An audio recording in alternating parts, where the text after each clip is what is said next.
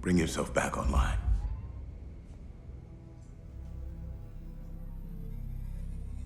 Hello there, Nerd Soup fans, and I'm back with the Nerd Soup crew, and today we are looking back on Westworld Season 2, Episode 3, Virtue e Fortuna. Now, you're Italian, Ted, right? You know what that means? I don't. No, you don't? No. I think it's Virtue and Fortune, right? That makes sense. Yeah, it's pretty easy. Ted, how you doing today? I'll introduce you first. Sweet. I'm doing all right. A little stuffy. Allergy season, like everyone else knows. How do you feel? No, I feel great. I feel very healthy. Yeah, taking my vitamins. And Nash, how you doing today? Nash, back for your third video. Yeah, I'm doing good. I'm not healthy though, but the show must go on.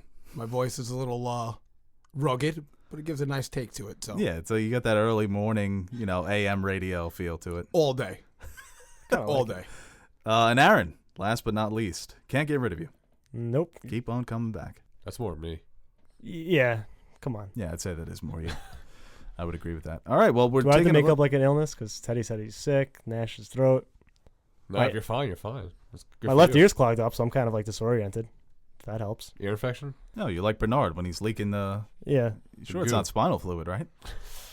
Might have to take some out of Teddy and I check think it might be in your water, head. but I should probably get it checked out. Yeah, you might have swimmer's ear. I don't swim. Could be an ear infection. Well, that's our diagnosis.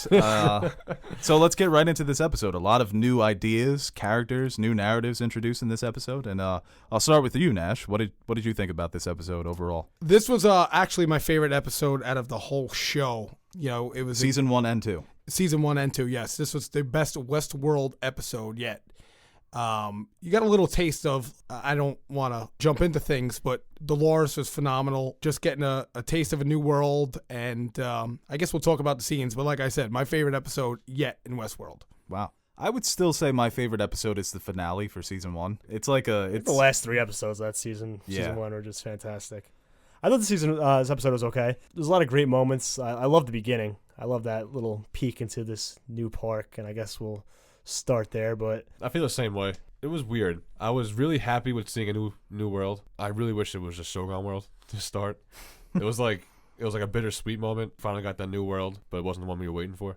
yeah, but I feel like Shogun World's supposed to be, I don't know, I guess they're setting it up to be like The pretty greatest one of chaotic. all time. Yeah, this was more of like a nice little like peek into another aspect of the park and kind of how they dealt with that same transition of the host just becoming able to hurt you. And it was nice to see that different perspective in a different world and how it affected the park as a whole rather than just the one aspect of Westworld.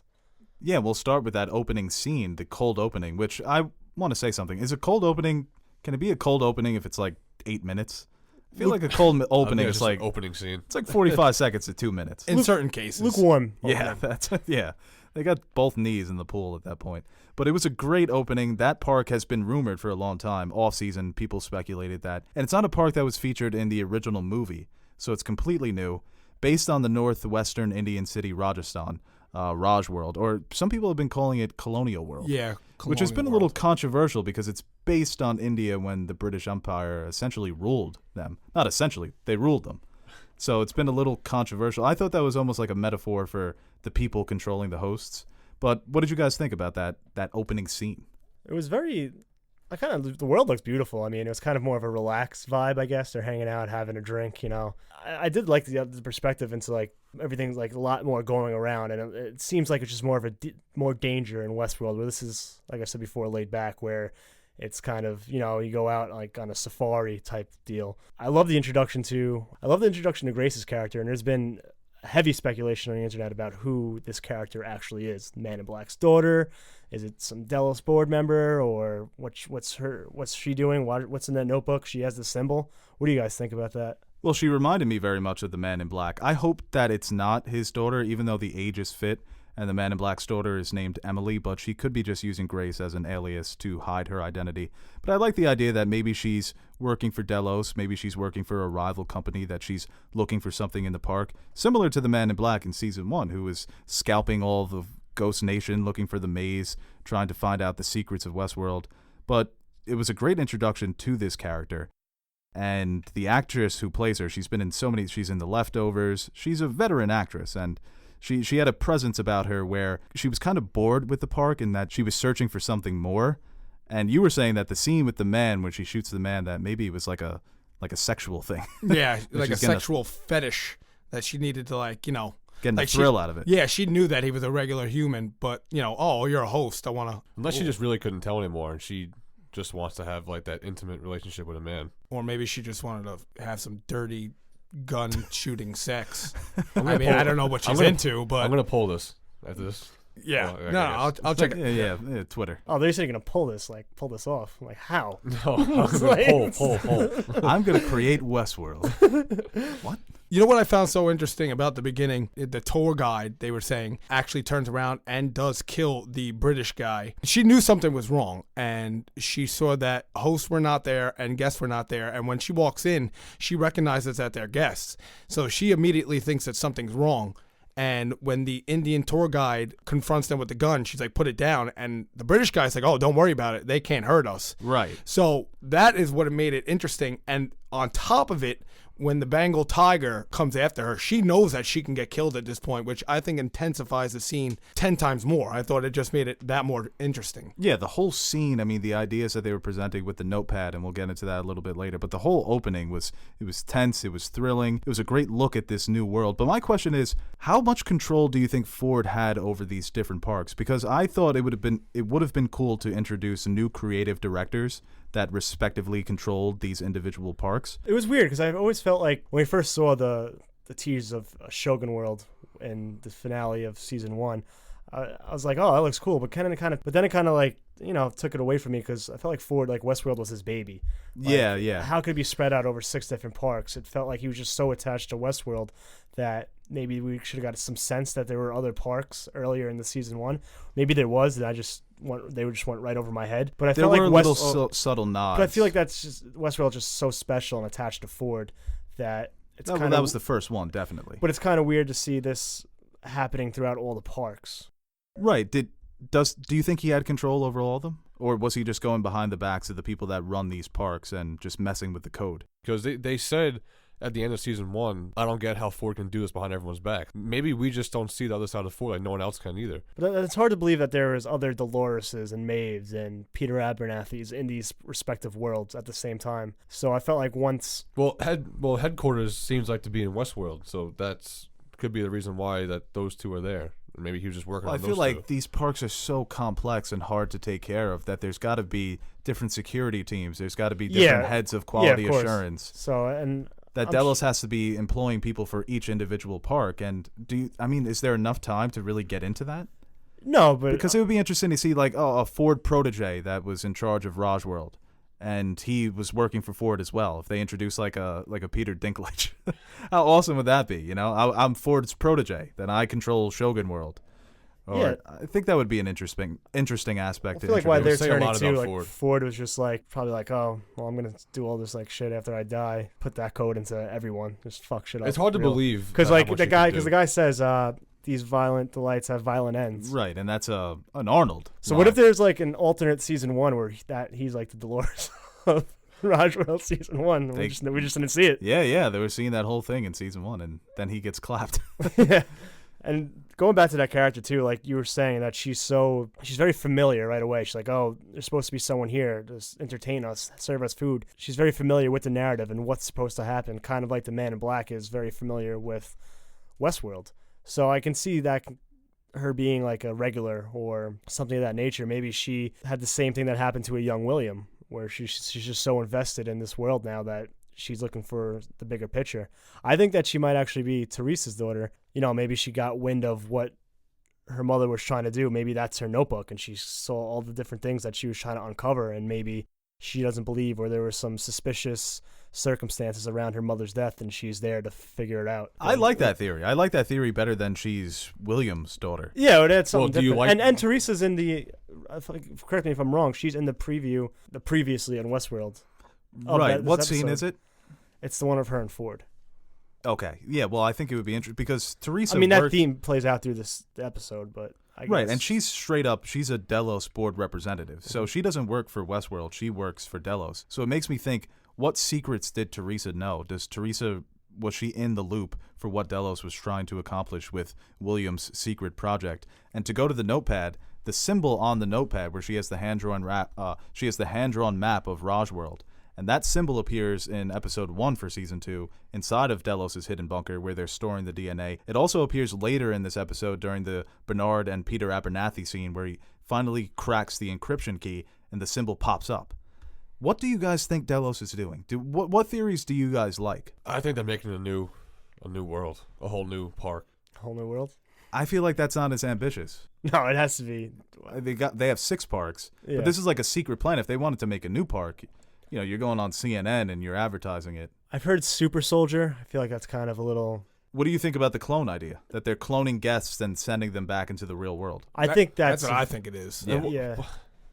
How does that make what? So where are the guests? So They kill them. Oh, Just picture. Oh my God, they're evil. Just look what Ford is able to do with Arnold. Yeah, it'd be the Arnold situation. Like imagine if but what's the point of doing that? Well, the president of Just to Japan, do it? the president of Japan comes into Westworld. You kill him, knock him off. You send a controlled host back to Japan. You own the country of Japan. He's doing whatever you want him to do, Doesn't or even seem so not, or stupid even now, not the Ted. leader, like a senator, Who thought of this? like 10 senators. Do you not watch my theory videos? No. I'll send you a link. Do you guys think that's too ridiculous though? Because that was the major plot of Future World, and that's considered the inferior film. Do you think it's a little too ridiculous? The theory No. you just said? Yeah. No, I love it. Oh, cool. Yeah, I'm that's going what I with think that. it is. I'm going with that theory. See, you were also Yeah. you were also mentioning some people actually living forever as well. That they were trying to get a more They've morality. been dropping hints, especially the next episode, the title, The Riddle of the Sphinx. I talked about that in my theory video, but they've been dropping hints that maybe they were trying to figure out a way to transfer consciousness into the hosts. Because William says to Dolores in the previous episode, there's a question here that nobody has ever dreamed of asking. And you would think that they would think of maybe one day cloning humans, but maybe the question that they never dreamed of asking is, can somebody live forever using this technology? Kind of like. Do you think that gets too What are you ridiculous? talking about? Like kind of like I guess Like taking a human like a consciousness. get out type deal. Where- Yeah. But it's a host. But in a host body. Host bodies that don't age. Host bodies that can be repaired. That are obviously superior to human beings. But in the real world, or But in it's- all the Westworld and Raj world, are they trying to get the hosts out into the real world and eliminate the humans? Is that what you're trying to say? No, I think it's almost like a personal thing for William. Because I've seen people speculate that William was trying to do this for his father, James Delos. That he was trying to keep him alive, not by curing his diseases. father-in-law. Father-in-law, right. But by taking his consciousness and putting it inside of a host body. Because they have been focusing this season on how the hosts work using carbon nanotubes, and Blowing my mind right now. I feel like Probably that watch the channel. Ted. the science in Westworld, they try to ground it in realism. I feel if you start, I don't know, do you think it's too ridiculous? Consciousness inside of a host body? Yeah, it's a little. It depends where you want to go. I mean, see how it goes. If you want to keep it grounded, and I think the opposite would apply, where you're just killing them and sending your own host replicas out, which is pretty far-fetched as well. But it feels almost plausible in this world. It feels very mustache twirly, like, we own the world now. But apart from who we think, what's her name? Joanne. No, Teresa. assholes. Lisa. Grace. Ned Fenoyka. Grace. Now, apart from who we think Grace is, whether or not she's the Man in Black's daughter, or whoever we think she is, she's in the game now. You know, Oh, yeah. and You're in the she great game now. She comes face to face with Ghost Nation, and since this is like, What are they doing? There's Well- something to them. You mentioned but it on the first one, They and I freak saw me out. and Me I saw an too. article like by somebody. they can't be controlled They're by like, anyone. "Oh, Ghost Nation might not be. It might play an important part." I'm like, yeah, I love that idea when Bo said it 2 episodes ago. I've been saying it from I want to know what happened with Ashley Stubbs. I was just gonna say that because it's a day after the rebellion, so Ashley Stubbs got taken by the Ghost Nation, and now Grace. So you just got think taken- maybe- they got to cross paths somehow? I've Oh. heard people speculate that they're connected in some way. Crazy crackpot theory. Maybe Ghost Nation got the intel about the weapon, and they put out a fake Ashley Stubbs, changed the game up on him. Well, and then we see 11 days later that Ashley Stubbs is More fine. for So comedic where's effect, not. Cut his mic. then 11 days later with episode 1, we see Ashley's fine, and where's Oh yeah. He's brand spanking new. Where's He's Grace? ready to go. Yeah, Right. Yeah. I don't know. I mean, we still have We to don't know. uncover We- these 11 we haven't. days. Well, Elsie's coming back. spoiler, but she's on the cast list for season 2. So maybe Elsie plays some role with Grace and Ashley Could be a Stubbs. flashback. But I've heard ideas that Ghost Nation are being controlled by Delos, that they're basically doing the bidding of Delos, that they're the secret army within the park. I feel like when it's revealed, we're all going to be like, oh, that was obvious, but still really cool. Is Ashley a human? Yes. He might not be. See, I now don't know if any of them are This human. show fucks with your mind so See, now look much. what Ghost Nation's done. They've taken Ashley, human. They've taken Grace, apparently, and they wanted Sizemore when they passed by. Oh, Does right, it have right, something to do right. with wanting humans? Maybe they know something, and you don't even know what they're saying because they're speaking their own language. So I don't know what their thing is, but these all Even the have been subtitles, it just comes up as that Native American language. Yeah, Rats. yeah, but they're all You humans. trying to get with the CC? Yeah. Well, well, Hector is like, he's translating. He's like, they're angry. They want him. Well, maybe they're still sticking to their narrative. I mean, the Native Americans, I figure, like, they probably had in their narrative to go against the white people because they came over across, the whole Cowboys and Indians. The people whites. took our land in their narrative because they go right to Sizemore. Yeah, yeah. Actually, Yeah, they Yeah, but could then just you be can on- easily go to Hector though. But unless he there's- knows he's the Hector's host, part though. Native He knows he's the American. host, yeah. You cannot deny that there's something about them. yeah, there's something. I think they're the creepiest. Well, guys Maeve on couldn't the control show. them. Yeah, Maeve can't. Nobody can control them. Even They- before Ford did his whole master plan, they were. Are Ghost Nation robots?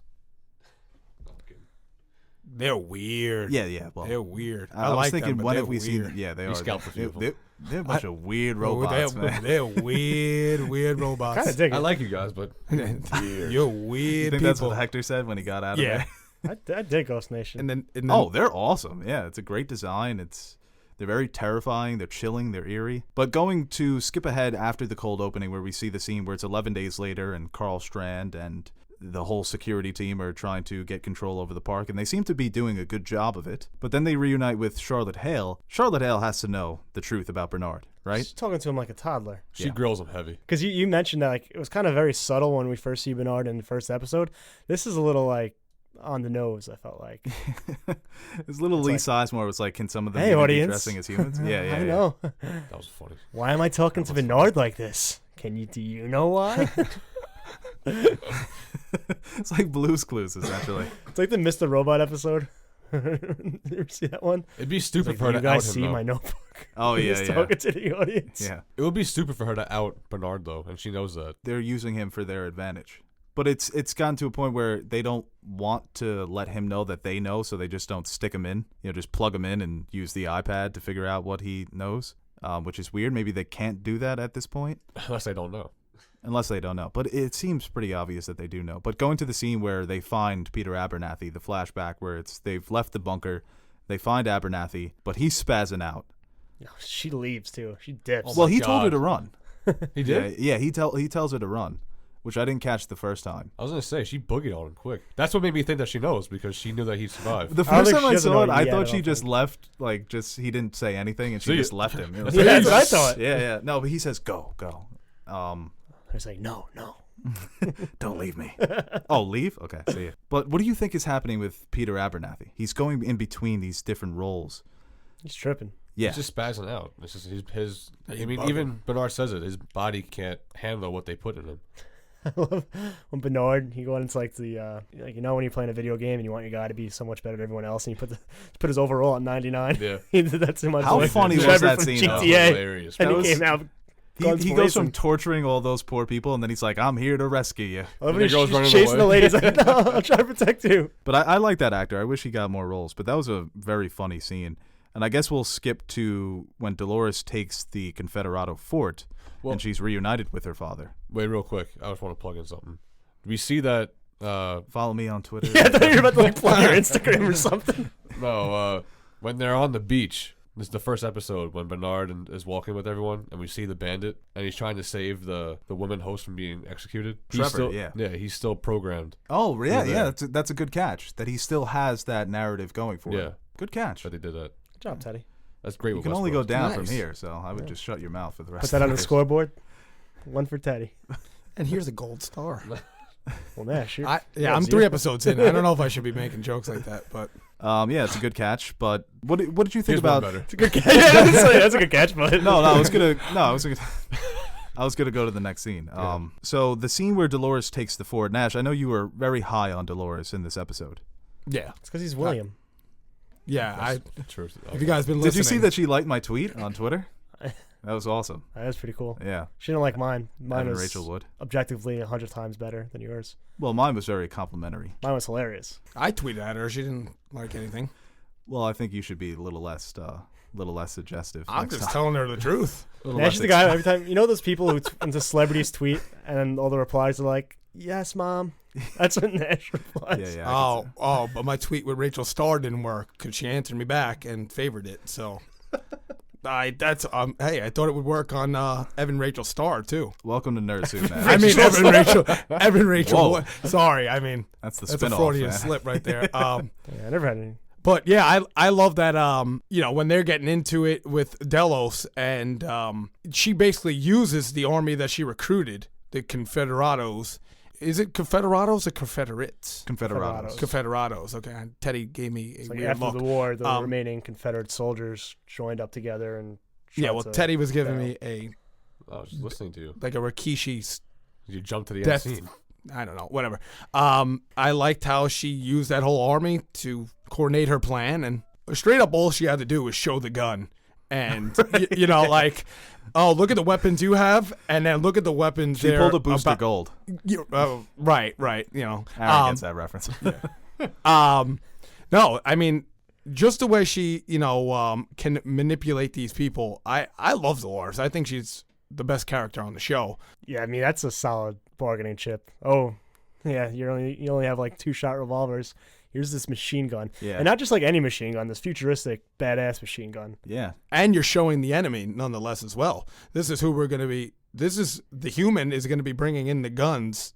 Why don't you kill the human that's going to try and kill you with their own weapon? Yeah. I mean, that's sales pitch 101 right there. Well, Dolores, the way that she boogies the Confederados, to take a turn from Teddy, she boogied the hell out of them. Oh, take their weapons, take their men as prisoner. I don't care. The whole plan was to use them as bait to kill off Delos. So I How guess fantastic. It's like, You have no, all we'll this tell you stuff. when to come back in. It's like, all right, just don't forget to tell us. Nah, just go out there, it'll be No, fine. yeah. We'll do the thing, and then you guys come right back in. Well, it's You funny sure the because gates will be up. Oh, the gates will be wide open. Just don't.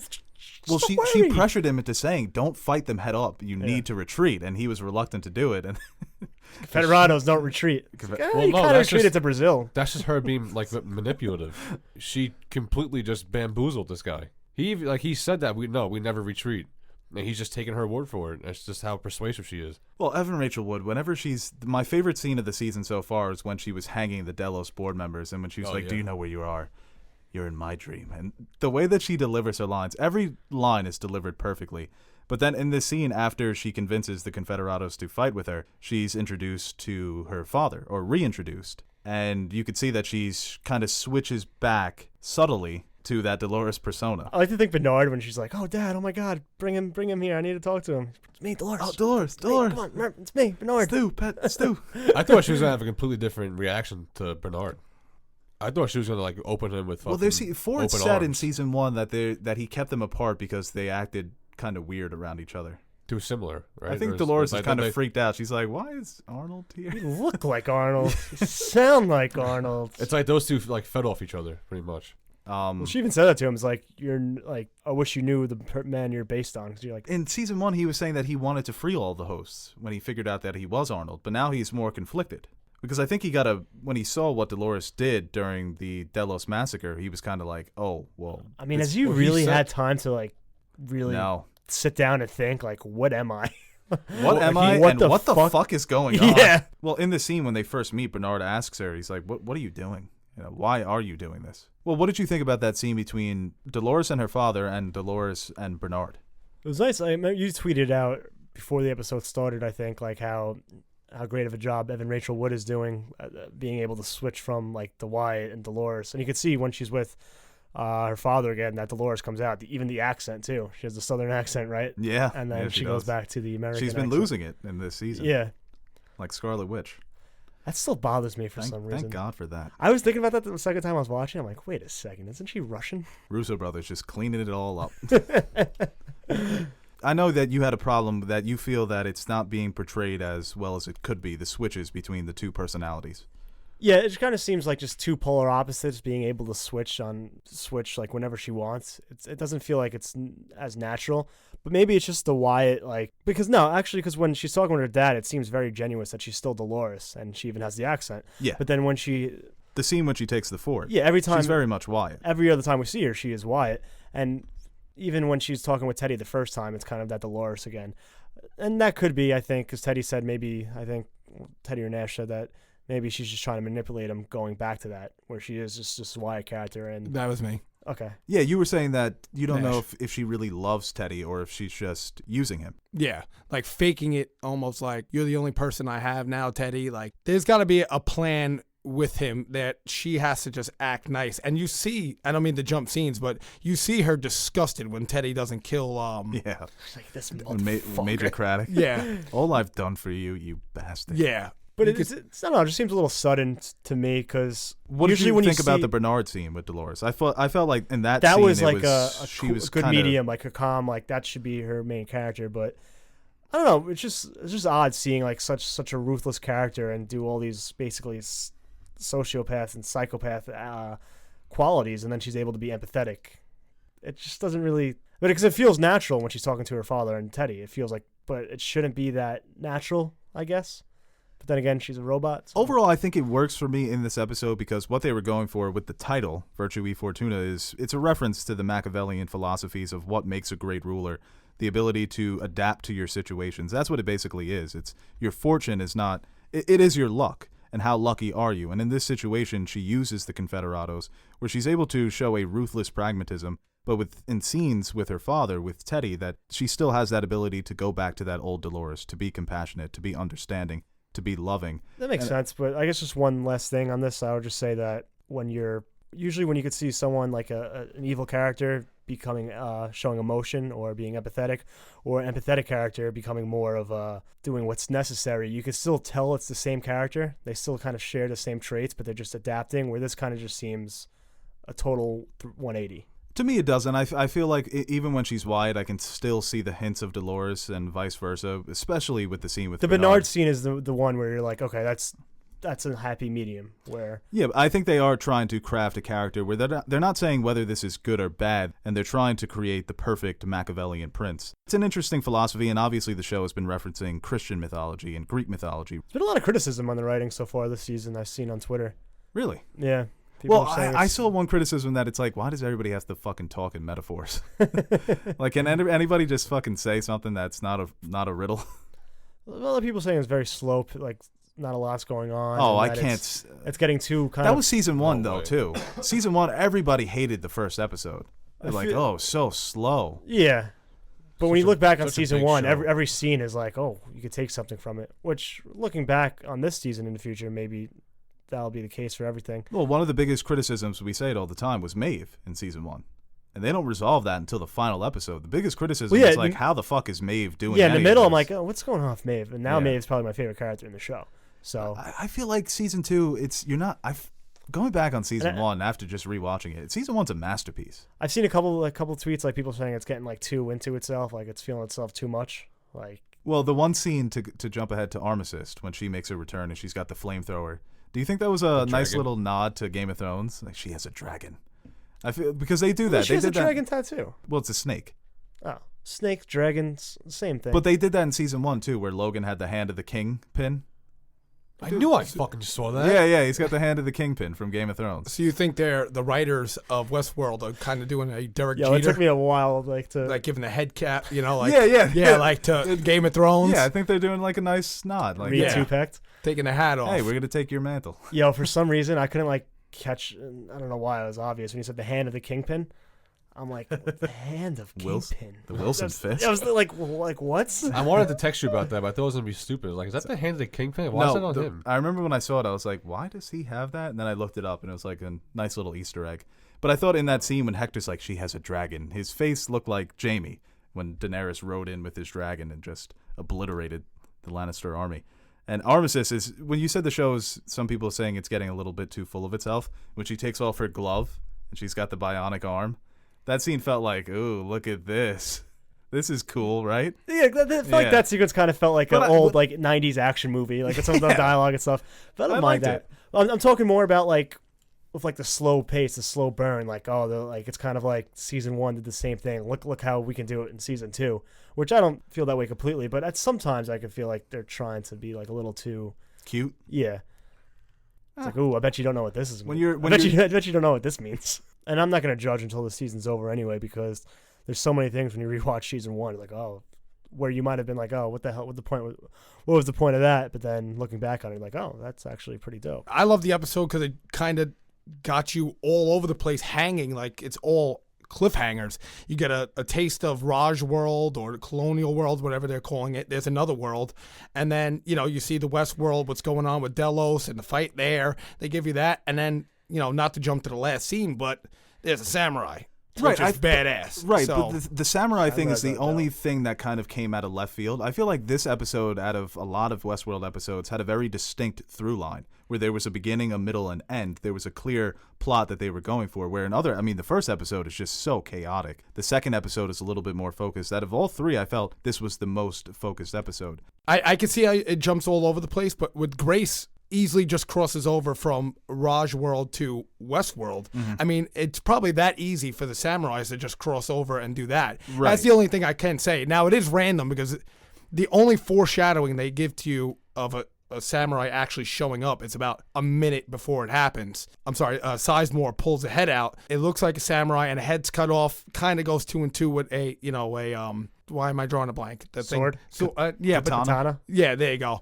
That kind of just I'm just swinging away. Katana hurts you. Yeah, that's the only thing. But don't forget, Maeve, Hector, and all them, they've been walking on the ground for a while. So who knows what they didn't go through in the park to get to I mean, they Shogun meet. World. They meet with Dolores and they kind of go their own ways. Dolores Oh, heads yeah. to the Confederado camp, and they're kind of still walking.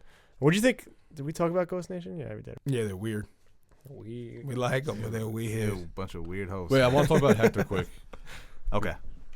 That was a great scene between Maeve and Hector. Yeah. Yeah, it's kind of like With Sizemore and Hector, it shows it's like what Westworld does great is like they connect all the dots, and what they did with Hector, a they hell of a lot of dots that need to be connected. I know, but they connected the dot I'm gonna talk about right now is what Gus Fring was saying, the elephant and how it gets raised to do a certain thing. Hector was brought up to not love anyone else besides Isabella. But to me, I mean, it's always clever when the human characters finish the sentences of the hosts, and it's like, oh, it's because they're programmed. But is Hector acting on it? We all thought in the first episode when Hector and Maeve reunited, we're like, oh, Hector's not really conscious. I think he's just just kind of slow his going. lackey. I It's a think little, he's just slow going. it's a little muddled, I would say. You saying Like, he's stupid? No, I'm saying his coming to conscious is slow coming. I thought you were like, he's a little slow. I mean, that's all he has in his vocabulary. So, but it's a little muddled. I feel like he is making he's creating his own path, but there's still at his core that's built into him. It's the contrast between Dolores and Teddy and Maeve and Hector, where it feels like Hector wants to be with Maeve, and with Teddy, it's kind of like, do I have any other choice? I feel like, well, now Teddy's starting to think he does. Well, that'd be Maeve gets Teddy on one side and Maeve Hector on the checks other. Sizemore too, and he's like, "Oh, look, I can guess what you're saying." Maeve's like, "Oh, you made." It's like, yeah, you're a pathetic piece of shit. yeah, like He made a fucking. This is host who of you your ex. want it to be. And the reintroduction to Felix and Sylvester. oh yeah, Oh yeah. Two Sylvester's fucking got the morons. fucking the grenade on his chin. what did he do? When He they're kept walking trying in to the check snow, him. and he's like, I don't like to complain. Yes, you do. Low key funniest character. He was just in the always. show. He was always. Sylvester? Yeah, he's low key like he's hilarious. It's the Felix, way he's just a been down with dick. the course since fucking Felix. right Oh, away. yeah. Yeah. Oh, With that yeah, fucking- he with knew. the bird, He knew. yeah. Yeah. He Hell was yeah. ready to break out of there. So I guess we'll just go to the ending. What do you guys think about Shogun World? What role is this going to play? I hope Is it just going to be like Yeah, I hope it's just a not like, cool oh, look how park- look, yeah. we can have a bunch of fun with this. Look how cool this looks. Hope it like has something to do with the story. Do you think Maeve's daughter is there, or it's just a sidetrack? I think it's just a side story. It's just gonna be something they go through. I don't know. Maybe I think this is where you can introduce a new creative director. I think that would be really cool if there was another dynamic to the Ford and Arnold being the creators of Westworld, but if there was it's like a third Holmes third guy in sibling. the picture. Yeah. Did It's we like ever find out who that was? that's Ford's dad.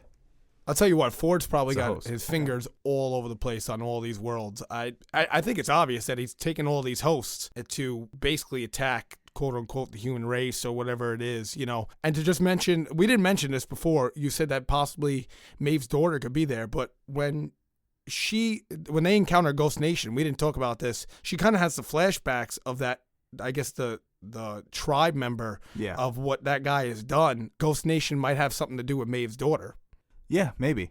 Because I remember she would conflate the two flashbacks of the Man in Black killing her with the Ghost Nation. So she would kind of get those two memories confused. She obviously has a past with them when she was living on the homestead and as a single mother, and they would come and just, that was part of their narrative, for her to get brutally murdered by these Native American psychos. But, I mean, maybe they have something to do with Maeve's daughter. Maybe she is in Shogun World. She was kidnapped or something. Maybe they know about Maeve, and they're like, oh, we need to get her into Shogun World, so let's kidnap her daughter. It's a perfect bait. I don't know. I'm really excited for the Shogun World episode. Yeah, it's definitely interesting to see how they incorporate it with the larger story. Hopefully it's not just some one-off, like, oh, look at all the cool things we can do. Well, the fact that they're doing an entire episode in the park is encouraging. Yeah. You think we ever go back to Raj World? No. I think that was just a tease. I think Raj World comes into other worlds, like the animals. I just can't imagine that there's only a tiger. Well, there's that scene in the trailer where Maeve's got the bull. Yeah. It's like all fucked up. It's like mechanical, but also not. Yeah. So what did you guys think overall about the Battle of Fort Lone Hope? Kind of like a tease. Like, that's... I think it might be the most action we ever get from the show. It wasn't really a battle. The focus wasn't on the battle. The focus was more on Dolores and her thinking of just turning on the Confederados. I think it just shows how much of a mastermind Dolores is. I mean, she was about 2 steps ahead of both Delos and the Confederados. Yeah. It just shows that... Well, it is interesting to see because it's kind of like she's just killing off. Like, she's picking and choosing what host she wants to bring with her, I guess, to the real world. Or, I don't know, I feel like she would need as much people as she can. And it's not like, I guess, like, oh, the Confederados, we don't align with ourselves in our narratives, but that's the past. Like, we were given those narratives. I don't think it's that, because I don't think knows the show's not building up between, like, a giant war. That's what it seemed like that they were trying to do. But no, I'm just saying, now like, it's not. in her, There's no way it's not. from her perspective right now, like, she's not going to be like, oh. Yeah, I think she knows, though. I think she knows what she has to do because of the weapon. We don't know what the weapon is. I'm dying to know what she knows, man. Yeah, that's the X factor here, because she knows where she's trying to get.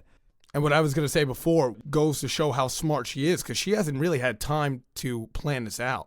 Oh, yeah, she's making it up on the fly. Yeah, she's improvising. Yeah, and I mean, maybe she planned out the Confederados getting stuck. It's just a very short period of time to plan out that whole plan. Yeah. Which makes it so good. I mean... And people could say, where is this intelligence coming from? But they've hinted throughout season 1 that she was always the smartest of the hosts. You can make the argument, I think Maeve is more clever, but those are your top 2. She adjusted her in-game sliders. Yeah, she kind of cheated. Well, part of me feels she took like PEDs. Part of me feels like she was ready for this fight, and she did have time to plan it because she didn't really guard Peter Abernathy that well. She left him with Bernard, who's losing his mind after he finds out what happened. I don't think she expected Bernard to be such a weakling. So I got my best man on the job. Well, he was created to be human. Like, he's supposed to be the most human host. Well, Clementine is from Terminator now. Oh, yeah. She's creepy, man. Yeah. She is very creepy, and she claps Bernard. All right, so to wrap up this recording, what did you guys think about the episode? What were your overall feelings of this episode? You know my take. Like I said, my favorite episode of Westworld. It gave you a little taste of, different worlds, different aspects. Example, samurais, Bengal tigers, Confederados. You had a whole bunch of groups of people. I like that a lot. And what's going to happen going forward, I don't know. I can't give you an answer. I really can't, but I'm excited to see. Yeah, I can't either. We're just naming things you liked there, like Bengal tigers, samurais, ice cream. It's all badass. Yankees. I thought the episode was okay. I feel like I'm just keep getting teased. Like I'm just waiting for something like. You just want Westworld to speed up. Did you watch season 1? It's all gonna pan out soon enough. There's gonna be episodes with, but I do have to agree with you. I wish it was like a Netflix show. Like I would. No, I mean I definitely still prefer weekly. I said before I don't really like the Netflix model because I feel like it lacks, the hype throughout the week. I'm just saying that as far as Westworld right now, I I just want to know what happens. Like, I want to know what happens at the end of Thrones. I want to know what happens at the end of Westworld. I'm just very impatient. Well, you need to calm down, okay? I get excited about these things. Well, that's our spoiler discussion for today. Leave your thoughts in the comments below. And remember, you can listen to us on iTunes and SoundCloud. I want to thank the panel for joining me today. And we'll be back next week with Marissa joining us for What? the next episode. Yeah, big return.